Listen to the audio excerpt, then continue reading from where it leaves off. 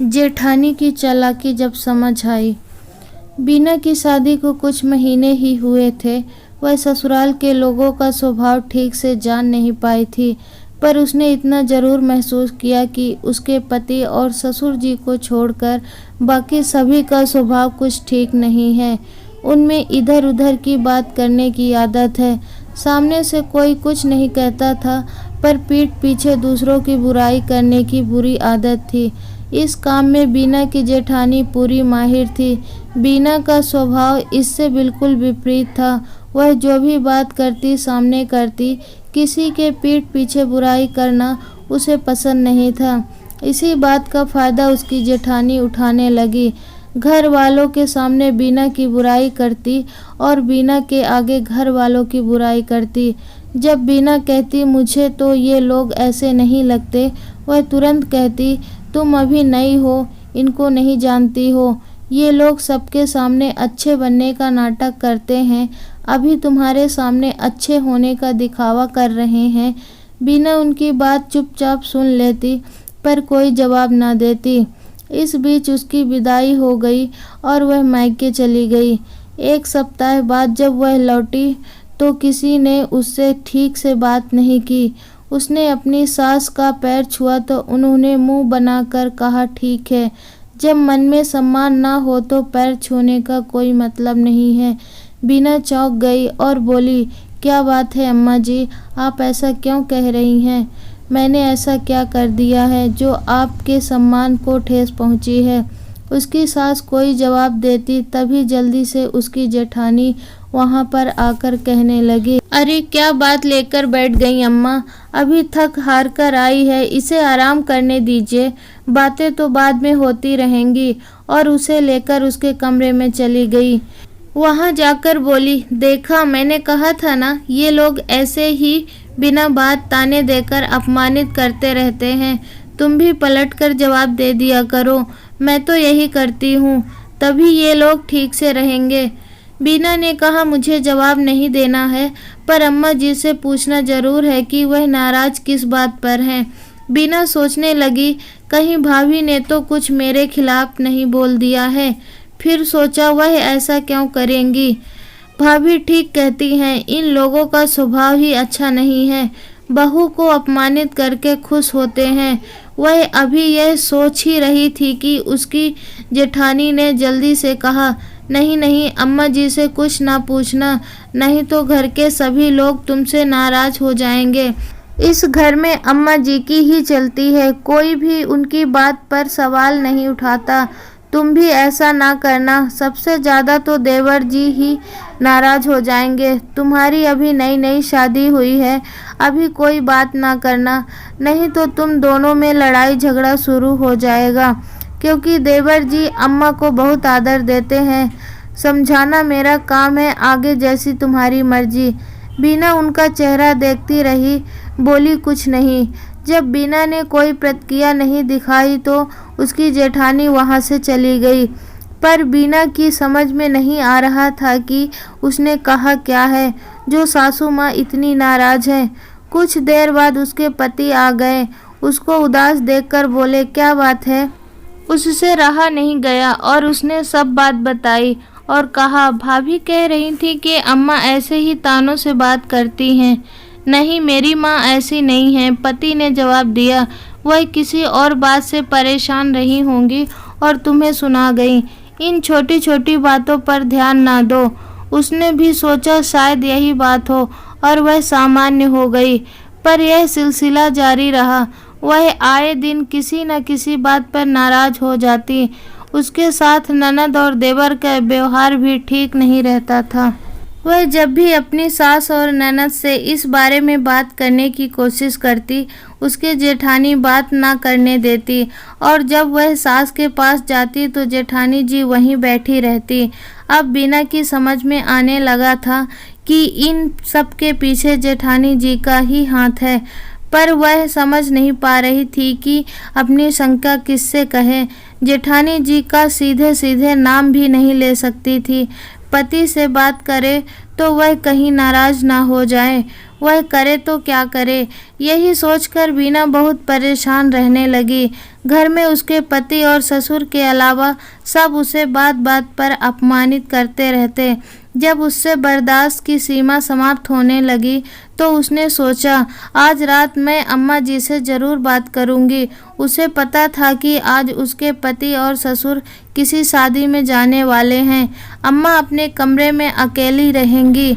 आज वह अपनी सास से पूछेगी ज़रूर कि ऐसा उसने क्या कहा है या किया है जो सभी उससे ऐसा व्यवहार कर रहे हैं। फिर अंजाम चाहे जो हो, देखा जाएगा। अभी उसे पूछने का मौका ही नहीं मिला कि शाम को उसके जेठ अम्मा से उसकी बुराई करने लगे।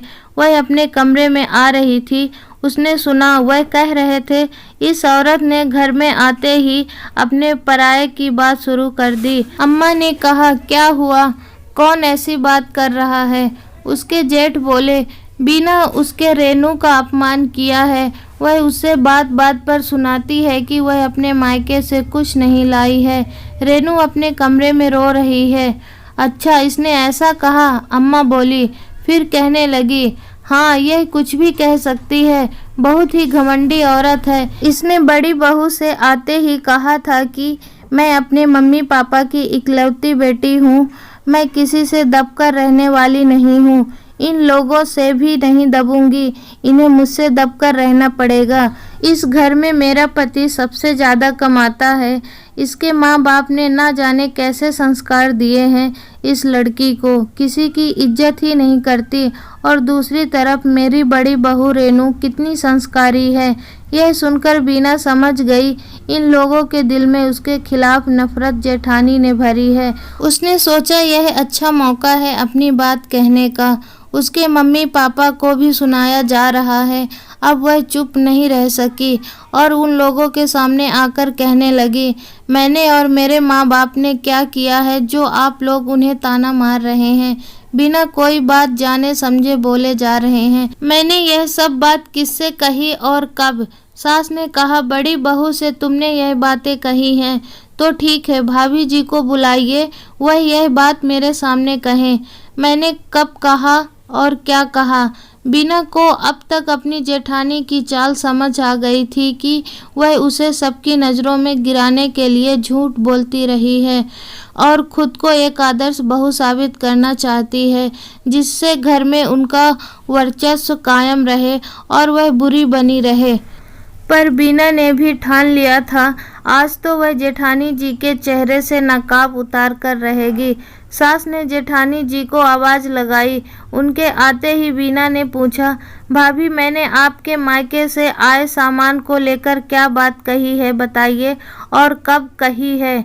वह इस बात के लिए तैयार नहीं थी। वह सकपका गई और बात को टालते हुए कहा, इन बातों को छोड़ो, यह सब तो होता ही रहता है, मैंने इन बातों का बुरा नहीं माना है।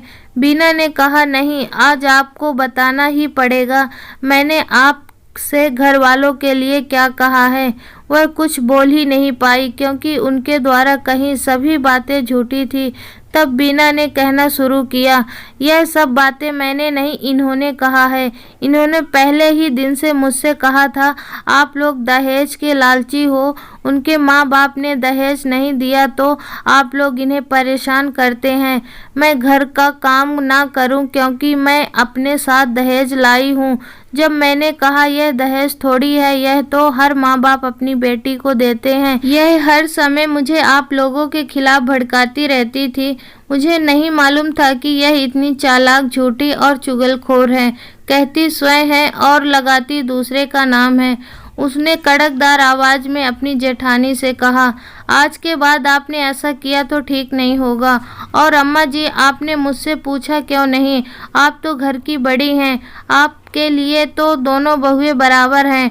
आपने पूरे अधिकार से मुझसे पूछा तो होता, तब आपको सच पता चल जाता, कौन सही और कौन गलत। पीठ पीछे चुगली करना मेरे संस्कार में नहीं है। मैं इस घर की बहू हूँ, कोई नौकरानी नहीं जो बिना गलती के भी ताने और अपमान सहती रहूं। आज के बाद आपकी चहेती बहू अगर मेरे बारे में कुछ भी कहे तो सीधे मुझसे पूछ लीजिएगा।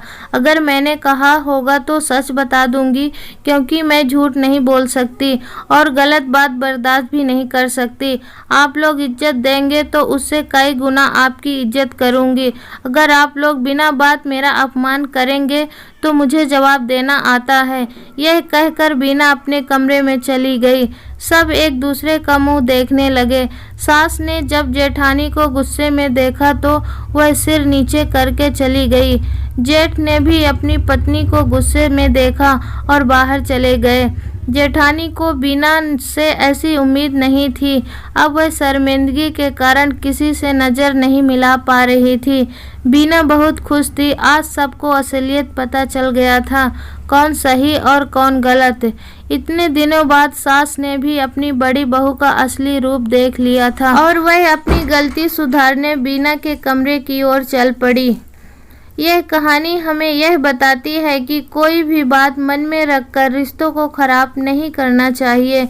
दिल की बात कहकर रिश्तों में आने वाली दरार को ख़त्म कर देना चाहिए।